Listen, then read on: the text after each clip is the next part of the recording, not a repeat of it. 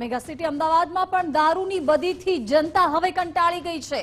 વેજલપુરમાં દારૂના અડ્ડા સામે જનતાએ જ મોરચો માંડ્યો છે। સતત બીજા દિવસે વિફરેલી જનતા રસ્તા પર ઉતરી છે। નમાલી પોલીસે બુટલેગરને બદલે જનતા સામે કાર્યવાહી કરી। પોલીસે રજૂઆત કરવા જતા લોકોની જ અટકાયત કરી લીધી। આનંદનગર પોલીસ મથકે સ્થાનિકો રજૂઆત અર્થે જઈ રહ્યા હતા। દારૂબંધીનો કડક અમલ કરવાની માંગ સામે પોલીસ પણ લાચાર જોવા મળી છે। પોલીસે મીડિયા સમક્ષ કહ્યું, અડ્ડા બંધ થાય એની ગેરંટી નહીં। બોલો, પોલીસ અધિકારીમાં અડ્ડા બંધ કરાવવાનો પણ દમ નથી। અમદાવાદમાં બુટલેગરો સામે પોલીસે પણ જાણે હથિયાર હેઠા મૂક્યા હોય તેવું લાગી રહ્યું છે। કારણ કે એક તરફ જનતા છે એ ત્રાસી ગઈ છે, રજૂઆત કરવા જાય છે તો કોઈ પણ જવાબદારી ભર્યું નિવેદન નથી આપવામાં આવ્યું અને એવું કહેવામાં આવી રહ્યું છે કે દારૂના અડ્ડા બંધ થાય એની જવાબદારી કોઈ લેતું નથી। મેગા સિટી અમદાવાદમાં દારૂની બદીથી જનતા અત્યારે કંટાળી ગઈ છે। વેજલપુરના દ્રશ્યો કે જ્યાં દારૂના અડ્ડા સામે જનતાએ જ મોરચો માંડ્યો।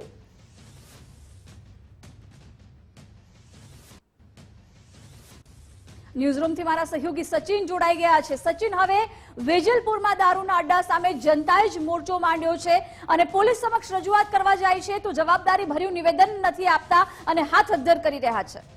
ચોક્કસથી જિજ્ઞાસા, વાત કરવામાં આવે તો વેજલપુરમાં ગોપાલ આવાસમાં કેટલાય ટાઈમથી દેશી દારૂનું વેચાણ થતું હતું અને આ ક્યાંક ને ક્યાંક પોલીસની રહેમ હેઠળ થતું હતું તેવું જનતા આક્ષેપ કરી રહી હતી ને આખરે પોલીસે જ્યાં રેડ પાડવી જોઈએ ત્યાં જનતા રેડ પાડી રહી છે અને જનતાએ રેડ પાડી ત્યારે સંવાદદાતા તરીકે હું પોતે કવર કરવા ગયો હતો ને ત્યાં પીએસઆઈ હતા અને પીએસઆઈને મેં જ્યારે પૂછ્યું કે આના પર શું કાર્યવાહી કરવામાં આવશે ત્યારે પીએસઆઈએ ખુદ જવાબ આપ્યો કે કાર્યવાહી કરવામાં આવશે ને મેં કહ્યું કે કડક પગલાં લેવાશે અને આજ પછી અહીંયા દારૂનું વેચાણ બંધ થશે ત્યારે પીએસઆઈ કહી રહ્યા છે કે એવી કોઈ ગેરંટી ના લઈ શકાય। એટલે જે કહેવાય કે ગાંધીના ગુજરાતમાં દારૂબંધી છે પરંતુ ક્યાંક ને ક્યાંક પોલીસ ભીનું સંકેલતી હોય તેવું લાગી રહ્યું છે। પોલીસની એટલી તાકાત નથી કે જ્યાં દેશીનું દારૂનું જે વેચાણ છે બંધ કરી શકે।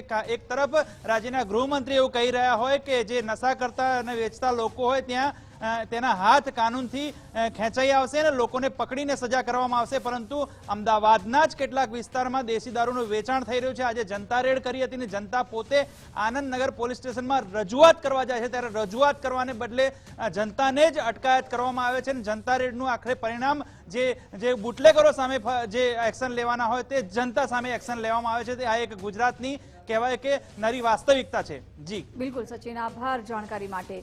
તો મેગા સિટી અમદાવાદના આ દ્રશ્યો કે જ્યાં દારૂની બદીથી કંટાળી જનતા રસ્તા પર ઉતરે છે, જનતા મોરચો માંડે છે, પોલીસ સ્ટેશન રજૂઆત કરવા માટે જાય છે પરંતુ બુટલેગરો સામે પગલાં ભરવાને બદલે આ જનતા પર જ પોલીસ ચડી બેસે છે અને એવું પણ કહે છે કે દારૂના અડ્ડા બંધ થશે એની કોઈ ગેરંટી નહીં।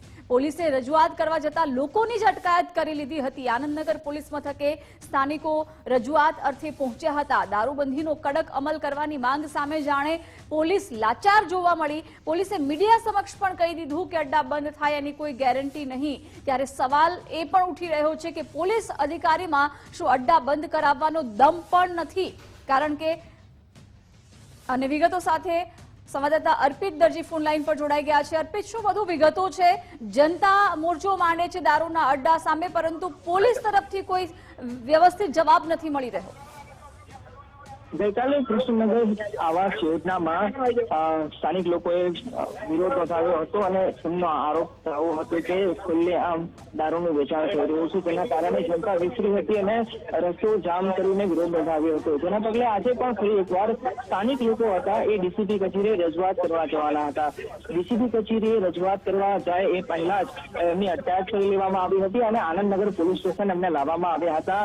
લગભગ 300 થી વધારે લોકો ટોળું છે અહીંયા પહોંચ્યું હતું અને એમની સામે કાર્યવાહી કરવાની ધમકી આપી હોવાનો સ્થાનિક લોકો દાવો કરી રહ્યા છે। આમ આદમી પાર્ટીના અગ્રણીઓ છે, સાથે સાથે સ્થાનિક લોકો પણ અહીંયા પહોંચ્યા છે કે જેઓ પોલીસની કાર્યવાહી સામે આક્રોશ અને પોતાનો વિરોધ પણ તેઓ પ્રગટ કરી રહ્યા છે।